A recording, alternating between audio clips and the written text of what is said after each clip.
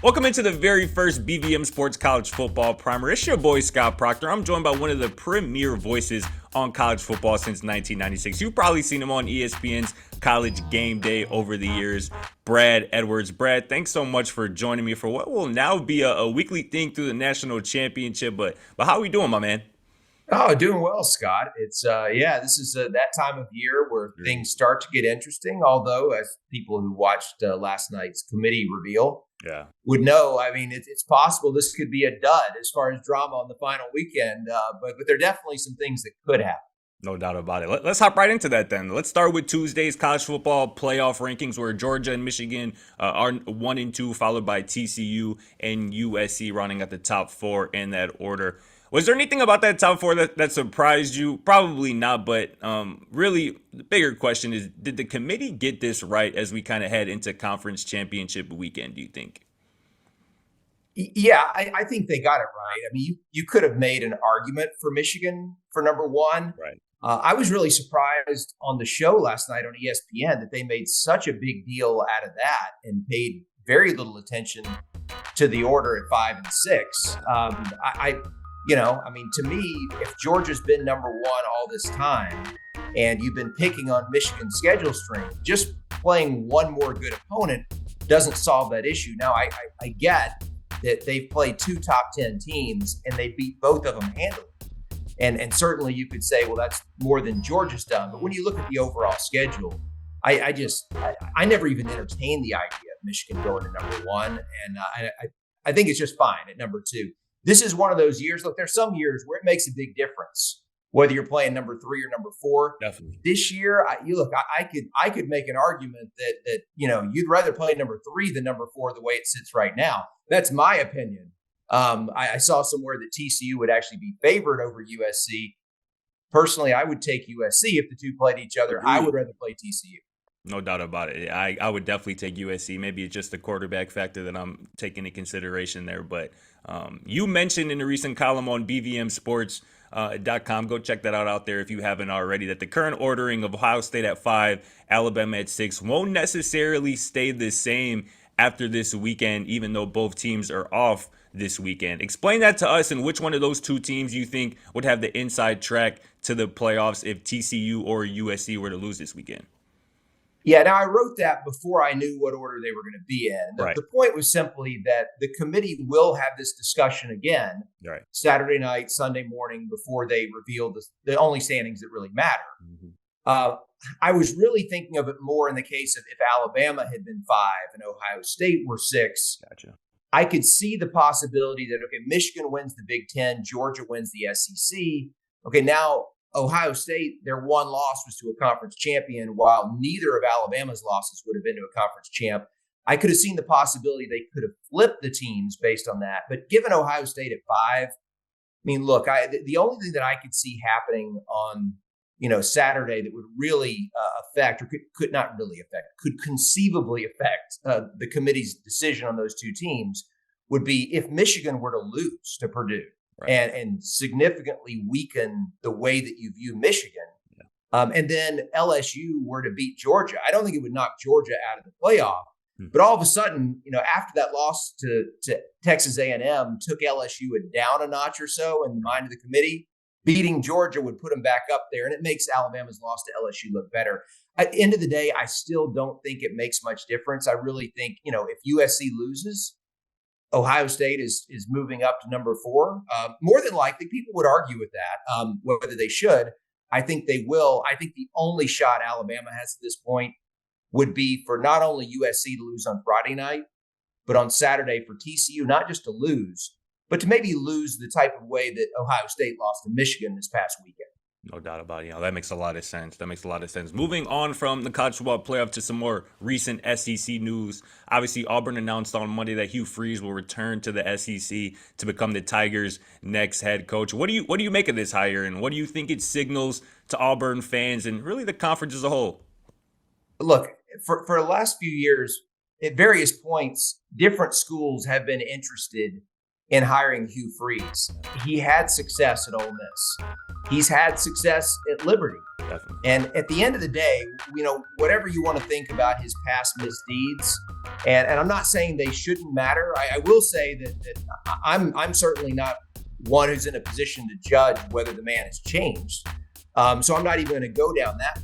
Yeah. But as far as what he's done and should it make a difference, I think college sports have said loud and clear, especially with football, it's about winning, right? I mean, that's what it's about, is winning. And in the case of Auburn, it's about being able to beat Alabama every now. Precisely. And Hugh Freeze did it twice when he was at Ole Miss. I think that's the number one thing that makes him a really attractive candidate to them.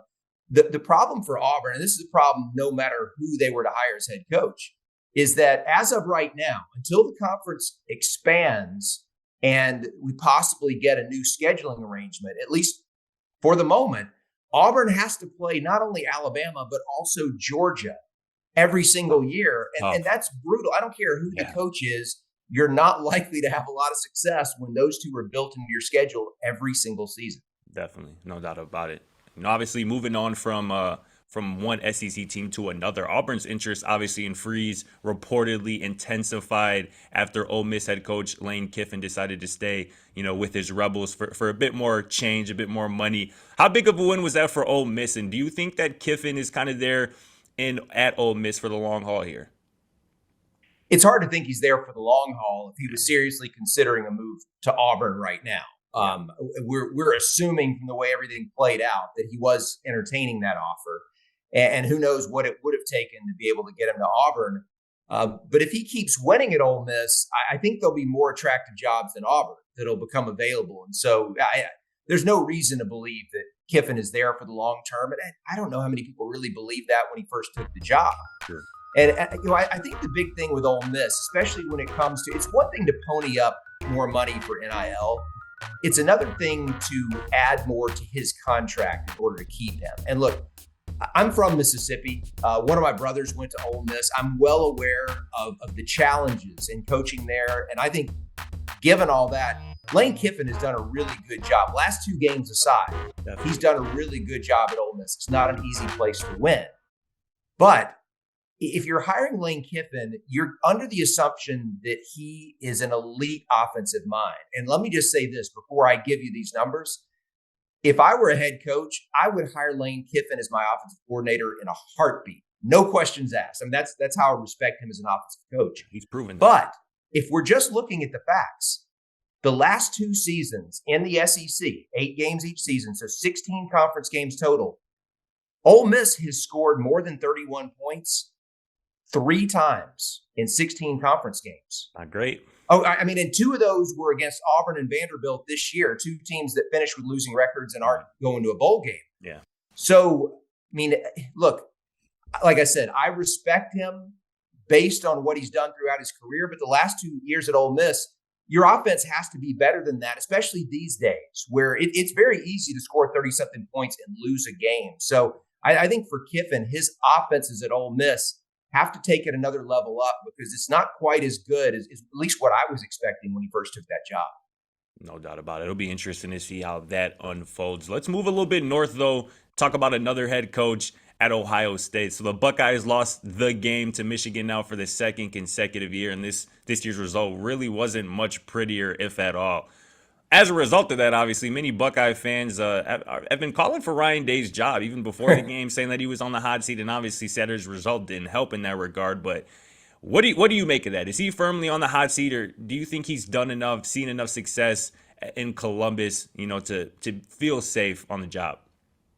I think the word you use is the important one, which is fans, right? Like the fans have him on the hot seat. They're not happy with him, and you understand why. Right. Look, I don't think there's anything for Ryan Day to worry about for this year, for this offseason. And in fact, I mean, they're one result away from ending up in the playoff. Right. And then, I mean, who knows? They could face Michigan again. He'll have a chance to redeem himself. Certainly, have a chance against, somebody really good if they were to get into that last 4. No doubt. But I think the older Ohio State fans are having flashbacks to John Cooper. That's what's going on here because, when Woody Hayes was there, I'm not going to say they had their way with Michigan because Bo Schembechler obviously had a great program too, but they won their fair share of games in that rivalry. And then when John Cooper became the head coach, they started to lose most of the time in that matchup with Michigan, and they didn't like that at all. Even though his overall record was really good, Coop was eventually run out of town because he couldn't beat Michigan. And you look at the way that Ohio State had been embarrassing Michigan, dominating the rivalry, and especially under Urban Meyer. Ryan Day's first team, 2019, which obviously was mostly Urban Meyer players, just throttled Michigan in that first time that he officially faced them as a head coach. And I think people were like, okay, this is the way it's going to be.